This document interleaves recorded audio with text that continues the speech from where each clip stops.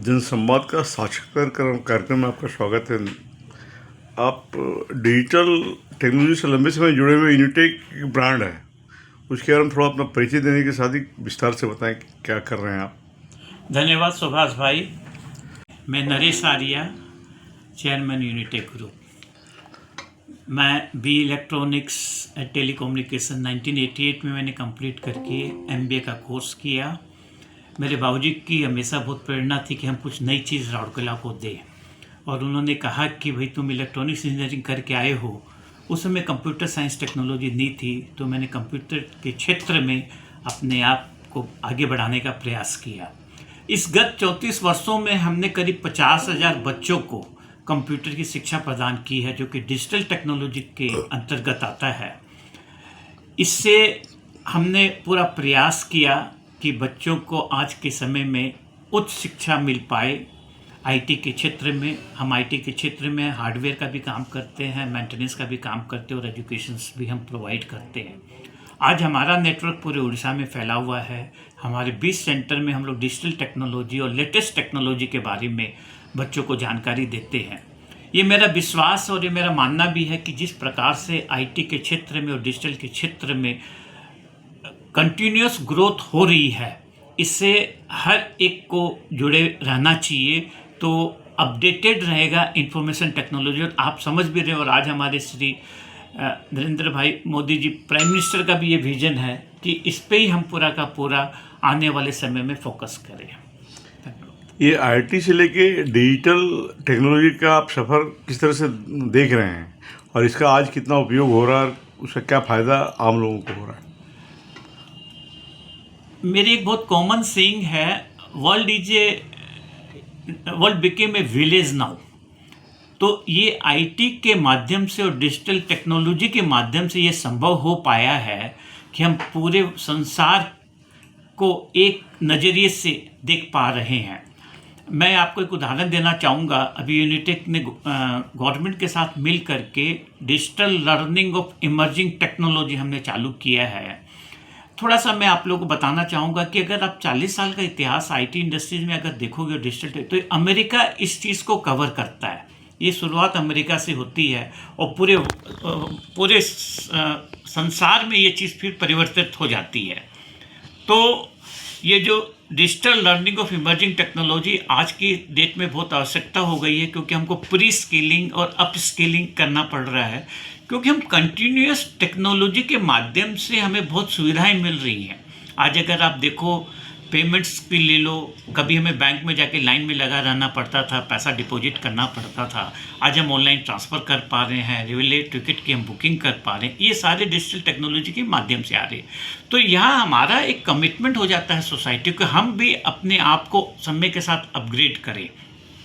तो हम लोग आज ऑनलाइन एजुकेशन प्रोवाइड कर रहे हैं 1 लाख बच्चों को पूरे उड़ीसा में, जिसमें BTech के बच्चे, MBA के बच्चे, MCA के बच्चे, पॉलिटेक्निक के बच्चे, ITI के बच्चे और हायर एजुकेशन के बच्चों को, क्योंकि हमको उनको इंडस्ट्री रेडी करना है, हमको जॉब आने वाले समय में दिलाना है।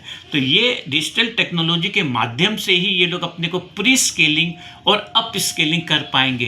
ये मेरा एक कहना है कि हमारी जो आज सोच है, ये जो हमारी समझ है, बहुत अच्छी है, लेकिन ये पर्याप्त नहीं है।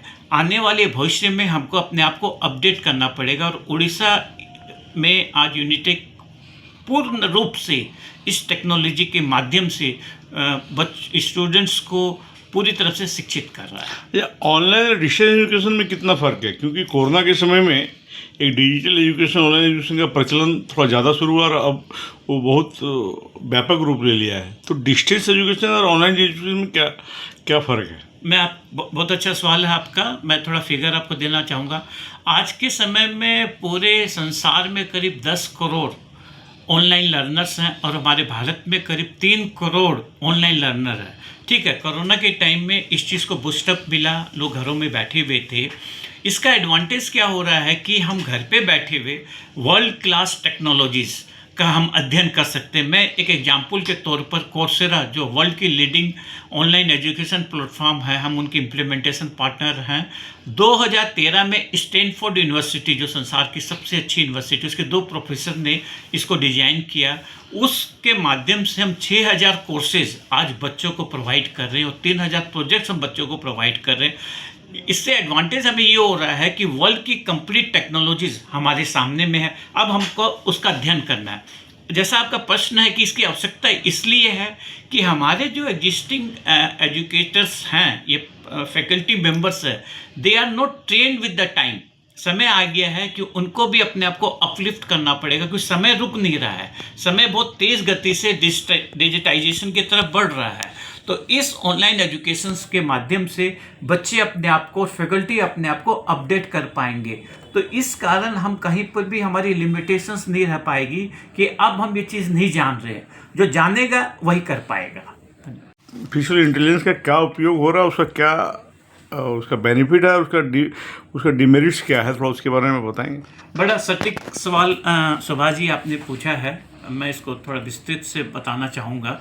2000 की बात है, उस समय में एक स्टेटमेंट आया था कि विश्व में 2 किस्म के लोग रहेंगे, कनेक्टेड और नॉट कनेक्टेड। मतलब कुछ लोग जो इंटरनेट से कनेक्टेड रहेंगे, कुछ लोग इंटरनेट से नहीं कनेक्टेड रहेंगे। आज की स्थिति में अगर आप देखेंगे तो ऑलमोस्ट हर एक सिविलाइज्ड सिटीजन इंटरनेट से कनेक्टेड है। वही चीज़ आने वाले भविष्य में आर्टिफिशियल इंटेलिजेंस का रूपरेखा बनने जा रहा है।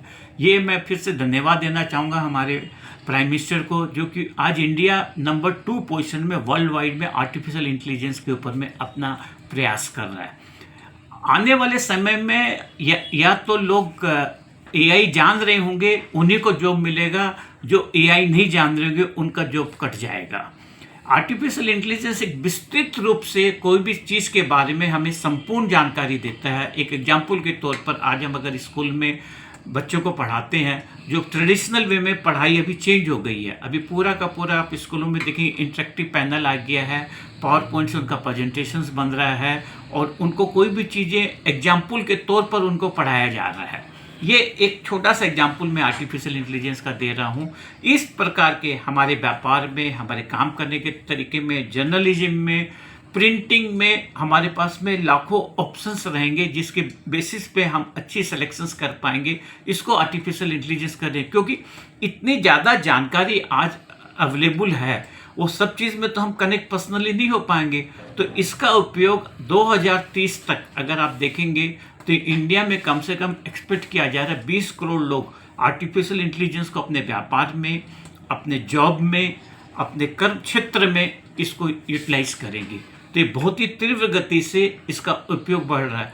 जहाँ तक इसकी डीमेरिट्स का सवाल है, मुझे इसका कोई डीमेरिट्स नज़र नहीं आता। हाँ, मैं ये जरूर कहूँगा सोशियो इकोनॉमिक के संदर्भ से, जो कि मेरा हमेशा एक बड़ा मानना रहा है कि जब हमें चीज़ों की फैसिलिटीज़ मिल रही है तो उसके साथ साथ हमको कर्मठ होना बहुत ज़रूरी है। हम अगर एक कंफर्ट लेवल में आ जाएंगे तो हम चीज़ों का उपयोग भी नहीं कर पाएंगे और समय के साथ हम आगे नहीं बढ़ पाएंगे।